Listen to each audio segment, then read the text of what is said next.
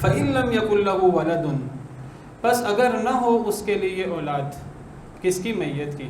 اگر میت کی اولاد نہیں ہے، پہلی شرط اولاد نہیں ہے سے مراد یعنی وارث اولاد، جیسے میں نے پیچھے ذکر کیا، وَوَارِثَهُ أَبَوَاهُ، اور اس کے وارث، اس میت کے وارث، أَبَوَاهُ، اس کے دونوں ماں باپ ہیں، یعنی باپ بھی ہے اور ماں بھی ہے۔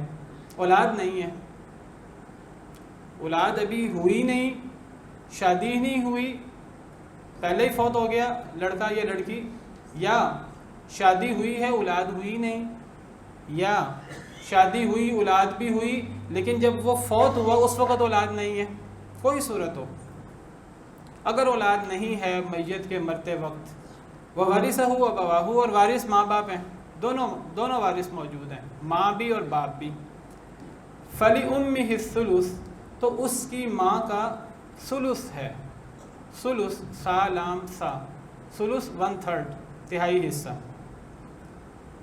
دو شرطیں لگائی اللہ تعالیٰ نے، پہلی شرط اولاد نہیں ہے، اور اولاد نہ ہونے سے مراد وارث اولاد، بیٹا بیٹی پوتا پوتی میں سے کوئی ایک بھی نہ ہو، پہلی شرط۔ اور دوسری شرط یہ کہ وارث ماں باپ دونوں ہوں، ماں بھی موجود ہے مرنے والے مرد کی یا عورت کی، اور باپ بھی موجود ہے۔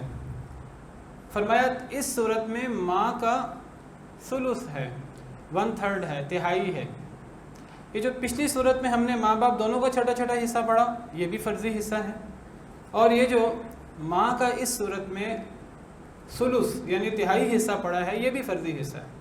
اور میں پچھلے اپنے لیکچرز میں، پچھلے اپنے خطبات میں وضاحت کر چکا ہوں کہ فرضی حصہ وہ حصہ ہوتا ہے جو مقرر ہو، جو طے شدہ ہو، کل جائیداد میں سے نصف، کل جائیداد میں سے چھٹا، کل جائیداد میں سے تیسرا، 1/6، 1/3، 1/4، 1/8، یہ سارے کے سارے حصے فرضی ہیں، اور جو ان فرضی حصوں کو لیتے ہیں انہیں اصحاب الفرائض کہتے ہیں۔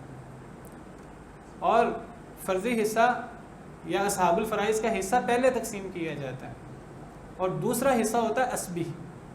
عصبی وہ حصہ ہوتا ہے جو مقرر نہ ہو، جو طے شدہ نہ ہو، جو باقی بچنے والا حصہ ہو، اور یہ عصبی حصہ لینے والوں کو عصبہ کہتے ہیں، ان کو حصہ بعد میں ملتا ہے۔ جو ہم نے جملہ پڑھا قرآن کریم کا، اگر اولاد نہیں ہے اور وارث ماں باپ ہیں، اللہ نے وارث ماں باپ دونوں کا ذکر فرمایا ہے لیکن حصہ ایک کا بیان کیا ہے، صرف ماں کا۔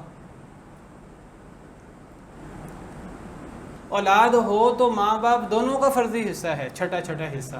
اب اولاد نہیں ہے اور اللہ فرماتے ہیں وارث ماں باپ دونوں ہیں، حصہ اللہ تعالیٰ صرف ماں کا بیان کرتے ہیں، اور وہ کیا بیان کرتے ہیں؟ 1/3۔ گویا کہ اولاد نہ ہو تو ماں کا حصہ تب بھی فرضی ہے اور وہ 1/3 ہے۔ اولاد ہونے کی صورت میں ماں کا 1/6 ہے، چھٹا، اور اولاد نہ ہونے کی صورت میں ماں کا 1/3 ہے۔ دونوں صورتوں میں ماں کا فرضی حصہ ہے۔